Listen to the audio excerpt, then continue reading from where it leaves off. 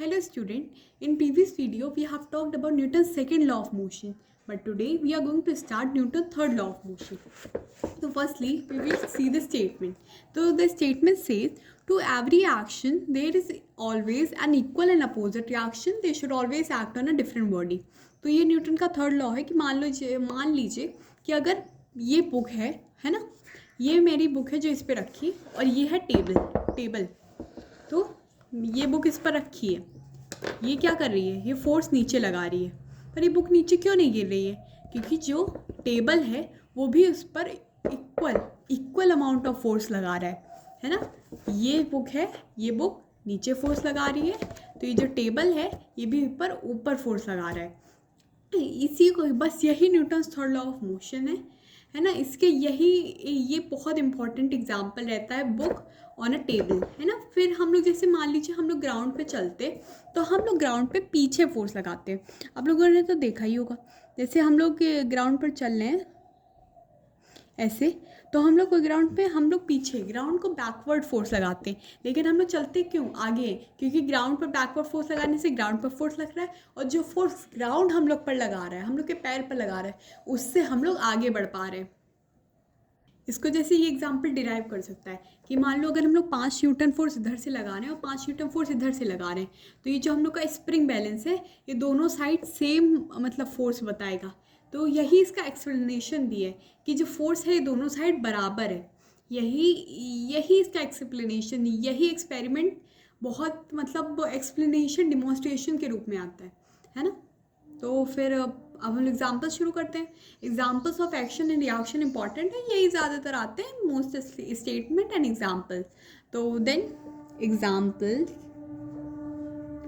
Of action and reaction.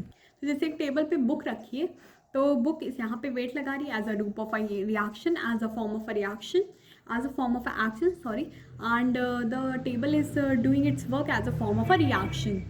Example है जैसे आप लोग किसी भी बॉल को पुश करो तो फिर आप मतलब अपने हाथ पे फोर्स देख सकते हो, क्योंकि जैसे हम लोग अपने हाथ से फोर्स लगा रहे हैं तो बॉल भी इस पर रिएक्शन फोर्स लगा रही है। अब जैसे आपने देखा होगा moving of a boat moving away from a शोर, तो जो इंजन नहीं चल रहे थे तो इंजन क्या होता है, वो पानी पे फोर्स लगा रहे होते हैं उसके पीछे तरफ से। पानी क्या करता है, हम लोगों को आगे तरफ से फोर्स लगाता है।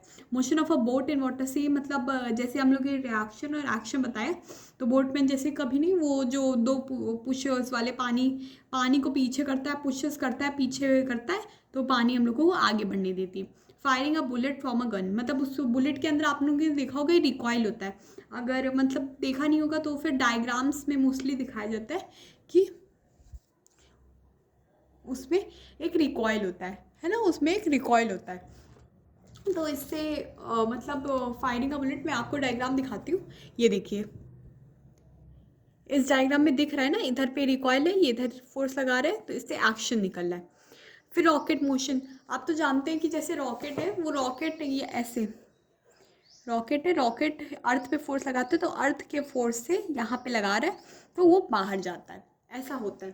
ठीक है, motion of a man on a ground, यही मैंने जो आपको चप्पल मतलब जो जैसे आदमी चलता है ये पीछे फोर्स लगाता है तो मोशन आगे होता है ना। Then we have a motion of a boat away from the shore, जिस motion of a boat away from the shore while stepping down from it, है ना। तो मान लीजिए जब हम लोग मतलब बोट को, जैसे मान लीजिए बोट है और इधर ज़मीन है, तो आदमी जब चढ़ता है ना तो पीछे फोर्स लगता है तो बोट अपने आप पीछे खसकती है, तो इससे हम लोग आगे चढ़ पाते हैं, है ना।